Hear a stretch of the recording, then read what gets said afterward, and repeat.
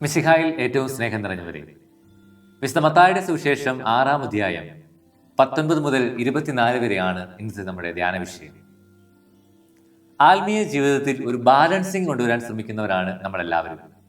അതായത് നമുക്ക് ദൈവത്തെയും ദൈവിക കാര്യങ്ങളെയും നമുക്ക് അതിനോട് സ്നേഹമാണ്, നമ്മൾ അതിനുവേണ്ടി സമയം കണ്ടെത്താറുണ്ട്. അതുപോലെ തന്നെ ലോകത്തിന്റെ സുഖങ്ങളും സന്തോഷങ്ങളും നമുക്ക് പ്രിയമാണ്. അവയിൽ ചില അറിയാമെങ്കിൽ തന്നെ അതിനുവേണ്ടി നമ്മൾ സമയം കണ്ടെത്താറുണ്ട്. ഇങ്ങനെ ഇതിനെ രണ്ടിനെയും ഒരുമിച്ച് കൊണ്ടുപോകാൻ വേണ്ടി പരിശ്രമിക്കുന്നവരാണ് നമ്മിൽ ഏറിയ പങ്കം. എന്നാൽ ഇന്നത്തെ സുവിശേഷത്തിലൂടെ ഈശോ നമ്മോട് പറയുകയാണ്, ആത്മീയ ജീവിതത്തിൽ ഒരു ബാലൻസിങ് ഇല്ല. ഈശോ പറയുകയാണ്, രണ്ട് യജമാനന്മാരെ സേവിക്കുവാൻ നിങ്ങൾക്ക് സാധിക്കുകയില്ല. നിങ്ങളുടെ നിക്ഷേപം എവിടെയായിരിക്കുമോ അവിടെ നിങ്ങളുടെ ഹൃദയം. നിങ്ങളുടെ കണ്ണ് ദുഷിച്ചതെങ്കിൽ നിങ്ങളുടെ ശരീരം മൊത്തം ഇരുണ്ടുപോകും. പ്രിയമുള്ളവരെ, ഈശോ സുവിശേഷത്തിലൂടെ നമ്മോട് പറയുകയാണ്, ആത്മീയ ജീവിതത്തിൽ ഈ ബാലൻസിങ് നമുക്ക് സാധ്യമല്ല.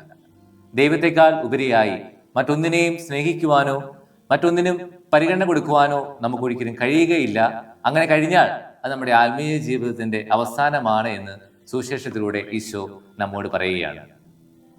2024 പാരീസ് ഒളിമ്പിക്സിൽ ജാവലിൻ ത്രോയിൽ ഒളിമ്പിക് റെക്കോർഡ് കൂടി സ്വർണം കരസ്ഥമാക്കിയത് പാകിസ്ഥാന്റെ അർഷീദ് നദീമാണ്.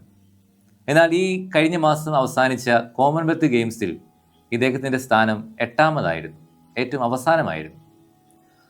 കരിയറിൻ്റെ ഈ പ്രൈം ടൈമിൽ എങ്ങനെ ഇത്രയും വലിയൊരു തോൽവി അദ്ദേഹത്തിന് ഉണ്ടായി എന്നതിനെപ്പറ്റി പഠിച്ച് പാകിസ്ഥാൻ മാധ്യമങ്ങൾ ഇങ്ങനെയാണ് റിപ്പോർട്ട് ചെയ്തത്. ഒളിമ്പിക്സിൽ തനിക്ക് ലഭിച്ച ആ പണവും പ്രശസ്തിയുമെല്ലാം അർഷദ് നദീം ബിസിനസ്സിനായി ഉപയോഗിച്ചു. നല്ലൊരു കോച്ചിനെ കണ്ടുപിടിക്കുവാനോ നല്ല പരിശീലനത്തിലൂടെ തൻ്റെ കഴിവുകളെ മെച്ചപ്പെടുത്താനോ ശ്രമിക്കാതെ അദ്ദേഹത്തിൻ്റെ ഫോക്കസ് മാറി ബിസിനസ്സിലേക്ക്, സ്പോർട്സിൽ നിന്ന് ബിസിനസ്സിലേക്ക് അദ്ദേഹത്തിൻ്റെ ഫോക്കസ് മാറിപ്പോയി. പ്രിയമുള്ളവരെ, നമ്മുടെയൊക്കെ ആത്മീയ ജീവിതത്തിലും സംഭവിക്കുന്നത് ഇതുതന്നെയല്ലേ? ദൈവം നമുക്ക് ഒത്തിരി ദാനങ്ങൾ, നമുക്ക് ഒത്തിരി കഴിവുകൾ, നമുക്ക് ആവശ്യമായ എല്ലാം ദൈവം തന്നിട്ടുണ്ടെങ്കിൽ തന്നെയും പലപ്പോഴും ദൈവത്തിൽ ഫോക്കസ് ചെയ്യാതെ ലോകത്തിൻ്റെ സുഖങ്ങൾ, സന്തോഷങ്ങൾ, പണം, പ്രശസ്തി, മറ്റ് ബന്ധങ്ങൾ എന്നിവയിലേക്ക് നമ്മുടെ ഫോക്കസ് മാറിപ്പോകാറില്ലേ? പലതിൻ്റെയും പിന്നാലെ പോകാനുള്ള നമ്മുടെ ഈ ആഗ്രഹങ്ങളെ കണ്ടുകൊണ്ടായിരിക്കാം ഒരുപക്ഷെ ഈശ്വനാഥൻ നേരത്തെ തന്നെ പറഞ്ഞത്. വിശുദ്ധ ലൂക്കായുടെ സുവിശേഷം 14:33 നാം ഇങ്ങനെയാണ് വായിക്കുന്നത്, എല്ലാം ഉപേക്ഷിക്കാതെ നിങ്ങൾക്ക് എൻ്റെ ശിഷ്യനായിരിക്കുവാൻ സാധ്യമല്ല. അതായത് പ്രിയമുള്ളവരെ, ദൈവത്തെ സ്നേഹിക്കുന്നതിൽ നിന്ന് നമ്മെ തടസ്സപ്പെടുത്തുന്ന എന്തു തന്നെയാണെങ്കിലും അതിനെ ഉപേക്ഷിച്ചാൽ മാത്രമേ നമുക്കൊരു ആത്മീയ മനുഷ്യനായി രൂപാന്തരപ്പെടാനായിട്ട് സാധിക്കുകയുള്ളൂ. വിശുദ്ധരുടെ ജീവിതങ്ങൾ പരിശോധിച്ചാൽ നാം ഇത് തന്നെയാണ് കാണുന്നത്. മിസ്റ്റർ ഫ്രാൻസിസ് അസീസിയുടെ ജീവിതത്തിലെ അദ്ദേഹത്തിൻ്റെ മാനസാന്തരത്തിലെ ഏറ്റവും നിർണായക നിമിഷത്തിൽ അദ്ദേഹം ചെയ്തത് ഇങ്ങനെയാണ്. അസീസിയിലെ ബിഷപ്പിൻ്റെ മുന്നിൽ തൻ്റെ പിതാവായ പീറ്റർ ബെർണാഡ് നൽകിയിരുന്ന വസ്ത്രങ്ങൾ പോലും ഉരിഞ്ഞെടുത്ത് നൽകിക്കൊണ്ട് അവിടെ കൂടിയിരുന്ന ആളുകളുടെ മുൻപിൽ നിന്നുകൊണ്ട് ഫ്രാൻസിസ് ഇങ്ങനെ പ്രഖ്യാപിച്ചു, ഇനി മുതൽ പീറ്റർ ബെർണാഡ് എൻ്റെ പിതാവല്ല, എനിക്ക് ഒരു പിതാവേ ഉള്ളൂ, അത് സ്വർഗസ്ഥനായ എൻ്റെ പിതാവ്.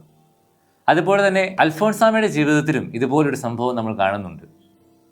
തൻ്റെ സന്യാസ ജീവിതത്തിലേക്കുള്ള തൻ്റെ ആഗ്രഹത്തിനും ഈശോയെ പൂർണ്ണമായി സ്നേഹിക്കണമെന്ന തൻ്റെ ആഗ്രഹത്തിനും തൻ്റെ സൗന്ദര്യം ഒരു ബുദ്ധിമുട്ടാണെന്ന് മനസ്സിലാക്കിയ അൽഫോൺസാമയുടെ സുന്ദരമായ കാലുകളെ ഉമ്മത്തിയിൽ വെച്ച് പൊള്ളിക്കുന്നൊരു സംഭവം അൽഫോൺസാമയുടെ ജീവിതത്തിൽ നാം വായിക്കുന്നുണ്ട്.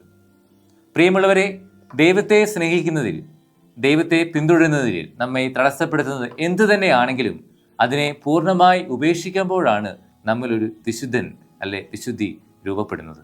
പേഴ്സ് നിറയെ പണവുമായി യാത്രയ്ക്ക് പോകുമ്പോൾ, തിരക്കേറിയ വഴികളിലൂടെയും തിരക്കേറിയ ബസ്സുകളിലും നാം സഞ്ചരിക്കുമ്പോൾ പലപ്പോഴും പോക്കറ്റിൽ കൈയിട്ട് നാം ശ്രദ്ധിക്കാറുണ്ട്, ആ പേഴ്സ് അവിടെ ഉണ്ടോ, ആ പണം അവിടെ ഉണ്ടോ എന്ന്. അതുപോലെ ജീവിതത്തിൽ പലവിധ യാത്രകളിൽ മുഴുകുന്ന നാം എപ്പോഴെങ്കിലും എൻ്റെ ഹൃദയത്തിലെ ഈശോയെ എനിക്ക് നഷ്ടപ്പെട്ടോ എന്ന് നാം ചിന്തിക്കാറുണ്ടോ? ഇങ്ങനെ ചിന്തിക്കുമ്പോഴാണ് ഒരു യജമാനനെ സേവിക്കുന്ന, സ്വർഗത്തിൽ നിക്ഷേപം കൂട്ടുന്ന, വിശുദ്ധമായ മാത്രം കാണുന്ന കണ്ണുകളുള്ള വിശുദ്ധരായ ആത്മീയ മനുഷ്യരായി നാം മാറുന്നത്. യാക്കോബ് ശ്ലീഹായുടെ ലേഖനം 4-ാം അധ്യായം 4-ാം വാക്യത്തിൽ നാം ഇങ്ങനെയാണ് വായിക്കുന്നത്, ലോകത്തോടുള്ള മൈത്രി ദൈവത്തോടുള്ള ശത്രുതയാണെന്ന് നിങ്ങൾ അറിയുന്നില്ലേ? ലോകത്തിൻ്റെ മിത്രമാകാൻ ശ്രമിക്കുന്നവൻ തന്നെ തന്നെ ദൈവത്തിൻ്റെ ശത്രുവാക്കുന്നു. പ്രിയമുള്ളവരെ, ദൈവത്തെ സ്നേഹിക്കുന്നതിൽ നമുക്ക് തടസ്സമായി നിൽക്കുന്നത് എന്തു തന്നെയാണെങ്കിലും അതിനെ ഉപേക്ഷിച്ചുകൊണ്ട് ദൈവത്തെ ഫോക്കസ് ചെയ്ത് ജീവിക്കാനായിട്ട് നമുക്ക് പരിശ്രമിക്കാം. സർവശക്തനായ ദൈവം നിങ്ങളെല്ലാവരെയും സമൃദ്ധമായി അനുഗ്രഹിക്കട്ടെ.